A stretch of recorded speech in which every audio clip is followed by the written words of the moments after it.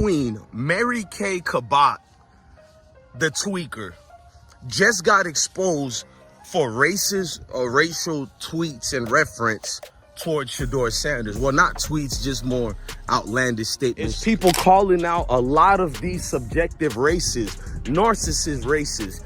And when it comes to Mary Kay, I don't know how that alleged tweaker got a job with a professional organization. Forget about football. It could have been IHOP. I wouldn't eat food over there with an alleged tweaker like that over there. She thought she was just poking fun, but Mary Kay Cabot didn't just stir the pot. She toppled the whole thing over and landed right in the mess. After throwing nonstop shade at Shedeur Sanders, Browns fans finally snapped like brittle glass in an Ohio blizzard.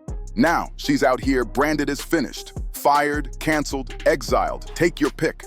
But what really sent her credibility crashing? Was it the constant digs, the endless tweets, or did Shedeur's unshakable swagger just crush her narrative for good? This is the type of journalistic wipeout that nobody saw coming, but deep down, everybody was secretly waiting for. If you're enjoying this, don't forget to subscribe to the channel. It helps more than you know. Have a tendency to look good. But then you've got two rookies who have also played a lot of ball. I mean, you've got Dillon Gabriel, who is very smooth and efficient. And I thought he was that way with the pre-snap stuff, even in rookie camp. He just had an unbelievable command of that kind of stuff. So I think that's going to be important. And we're going to have to see, can Shedeur handle all of that stuff while learning a whole new scheme? These other guys have all had to pick up new terms.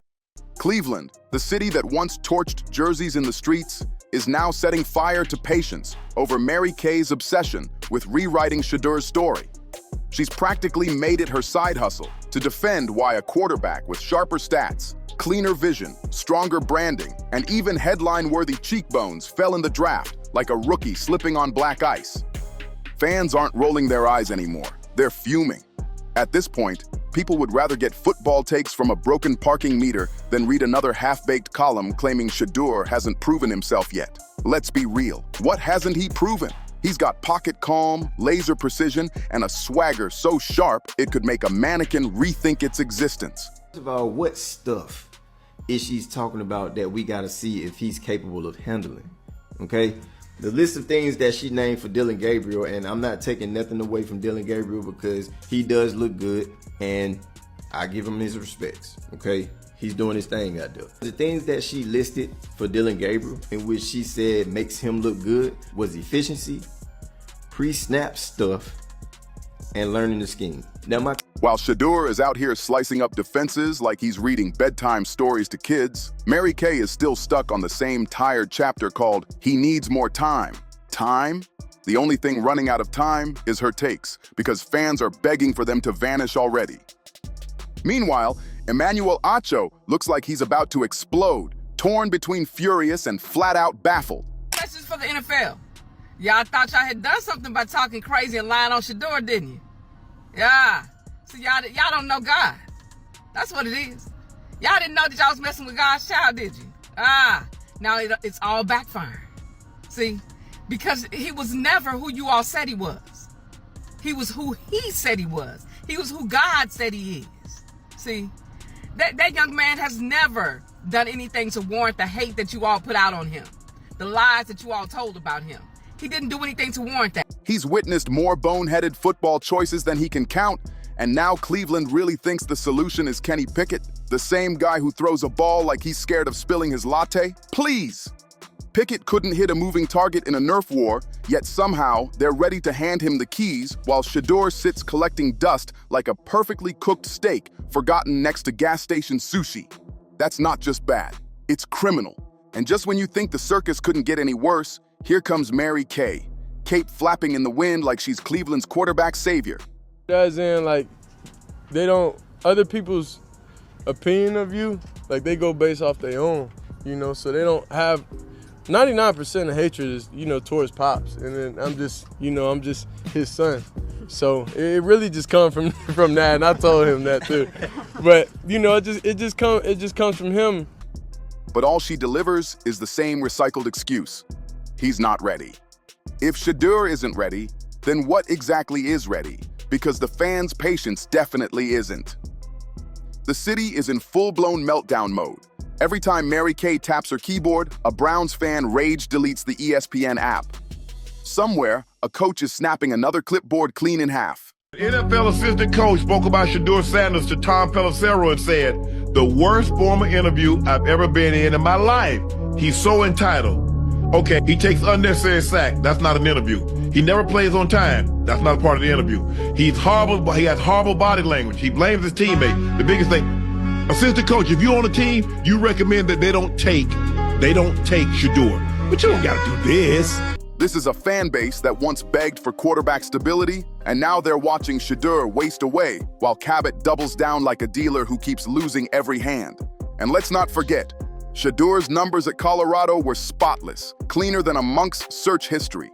The man already proved himself, yet somehow Cleveland's pretending not to see it. And a big discourse was created over the weekend when draft expert tweeted lots of double taps and hitches from Shedeur today. Andre Cisco said, "Boy, better stop patting that ball. We breaking all that early." All the expert, the DB told, "Oh, they pat no back. They go drive on that." Man, listen, they not driving on nothing. Quarterbacks have been patting the ball since the beginning of time. Sometimes the pat is for the timing of the actual throw, waiting for the receiver to get open. When John Elway throw that skinny route, right? Yeah. When you hit that 7-step, the ball is gone. Now, a play like that, there's no hitch and there's no pat because the ball's coming out on time. Right. You got a dig route. There's a pat on. But no, let's keep living in the fantasy land. A quarterback who ran a high-powered offense like a symphony conductor is somehow not pro-ready? Come on, that's not analysis, it's personal. Because how else do you explain the wild gymnastics it takes to keep defending Kenny Pickett while acting like Shedeur's stat sheet, skills, and straight-up magnetic presence don't exist? Shedeur steps into a room and the lights flicker. Kenny steps in and the thermostat drops 2 degrees. And Emmanuel Acho? The man looks one interview away from ripping off his mic, marching into the Browns front office, and unloading a PowerPoint presentation with a baseball bat in hand. He's done playing nice.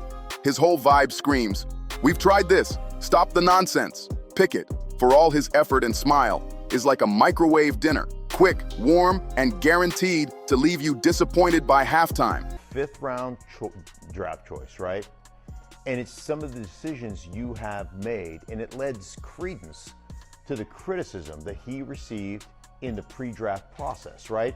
Didn't show up, prepared in meetings, didn't catch intentional mistakes, right? All these different little things that came out during that pre-draft process.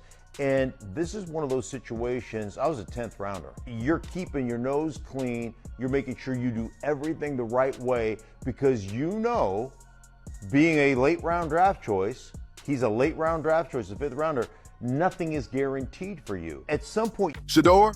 He's filet mignon served with fireworks, but Cleveland keeps spoon-feeding fans lukewarm mediocrity dressed up as trust the process. Here's the part that's driving fans absolutely feral. The locker room already knows the truth. You can't fake how players respond. Shedeur doesn't just run the offense, he owns it. He makes receivers sprint harder, linemen block meaner, and the fans believe again. Meanwhile, Pickett inspires the kind of slow clapping usually reserved for an IKEA chair that didn't collapse right away. And no matter what Shedeur does, whether he's torching defenses or making impossible plays, Mary Kay spins it like it's a weakness. It's almost impressive at this point. He could toss a no-look touchdown while solving a Rubik's Cube, and she'd still write, "He's flashy, but raw right now." The only thing raw right now is the public's patience. Fans are out here organizing memes, petitions, and fantasy depth charts like it's a full-time job. Here's why Shedeur needs to wait. Wait for what? A solar eclipse? The comeback of MySpace? If Cleveland is really holding out for Kenny Pickett to suddenly morph into Patrick Mahomes, we'll all be fossils by the time the playoffs roll around. Rookies and vets have officially reported to Berea, and to kick things off, Mary Kay Cabot predicts that Kenny Pickett will have the upper hand early in camp. Kenny Pickett still has a slight edge in terms of being #1 on the depth chart heading into training camp, but that could quickly change. Mary Kay Cabot is the gospel when it comes to the Cleveland Browns. She's the gospel. Yes, she is. Yes, he is. Listen, she's the Pavarotti of opera. There's some reporters that when they speak about because they've covered it for so long? Yes. That's her. And let's not kid ourselves. This isn't just football anymore. It's cultural. It's symbolic. Shedeur represents the new era, flashier, sharper, more self-aware, while Cleveland stays stuck in a never-ending Groundhog Day loop of just give it one more year. They say insanity is doing the same thing over and over, expecting different results. In Cleveland, that's called a strategy. The absurdity is so deep that local bars are clowning it. There's the Pickett special, 2 shots and a missed opportunity. And the UR bomb, the crowd loves it, but it's only on the secret menu, because of course it is. Meanwhile, Acho looks like he's ready to torch the entire depth chart. No arguments left. Just a man waiting for reality to finally slap the Browns awake. People are so threatened by someone else's confidence that they want you to dim your own light just to make them feel better. And that's not gonna happen here. I mean, let's be honest, you don't like him because he's flashy, because he has a nice watch, better than yours, better than mine, you know? I mean, that just sounds like hating though to me. I mean, he is a rich kid who's really earned it. And that's why people should actually be applauding Shedeur. He doesn't have any scandal attached to his name, upstanding citizen. He's always supportive of his teammates and has been an excellent leader on the field, looks like it off the field. It's not easy walking in the footsteps of your famous dad, let alone Hall of Fame, best to ever do it type dad, but it just shows. Because at this point, Shedeur isn't just overlooked, he's being ignored in broad daylight. Mary Kay isn't offering analysis anymore. She's offering resistance. Resistance to logic, to progress, to the highlight reels that Shedeur leaves glowing every weekend. Right now, the only people still doubting him are Mary Kay and maybe Kenny Pickett's mom. The Browns can keep pretending this is a real competition, fine. But the fans know, Acho knows, the players know, Shedeur is just waiting on Cleveland to drop the act. And as for Mary Kay, every article she types is just digging the hole deeper. The thing about Shedeur, I am the guy that's been pushing him to the greatness. I want to see Shedeur picked early. I want to see Shedeur picked as the first quarterback taken off the board. But Shedeur also does not want to be challenged. I've said certain things that I'm just keeping it a buck and just say how I feel. That doesn't negate how I feel about him, his brother, his other brother, his sister, and his father. Respectfully, so listen, I'm not refuting what you're saying. I'm trying to comprehend what you're saying. What do you mean he doesn't want to be challenged? That got my attention. Because when Shadow finally gets his shot, and he will, there won't be enough spin in the world to cover that truth. And of course, just when you think the smoke might finally clear, here come the haters throwing a full-blown block party on Shedeur Sanders' name. They're out here celebrating like he didn't just spend the past season putting up video game stats, dodging blitzes like potholes, and still finding time to pour into his community like a walking nonprofit. But sure, let's pretend he's the problem. Forget the highlight reels, forget the numbers, forget the fact this man could run for mayor tomorrow and win in a landslide off charisma and clean footwork alone. The disrespect isn't just casual anymore. It's loud, brazen, and shameless. And that's where Mary Kay looks real suspect. I tell y'all this, that the media creates narratives. The truth is good enough. The truth is good enough.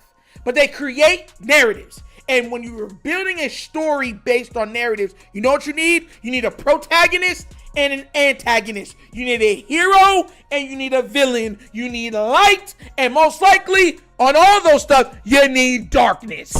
And they've already chosen that Shedeur Sanders is going to be darkness. It's going to be the villain. At this point, people are asking, is this personal? Does she have a vendetta? Or is her scouting report just written with a blindfold on? Because let's get real. You've got a quarterback who's not only winning on the field, but giving back. Lifting neighborhoods, funding scholarships, handing out school supplies, hosting youth camps, and he's the one under attack? That's like screaming at the firemen for not using enough water.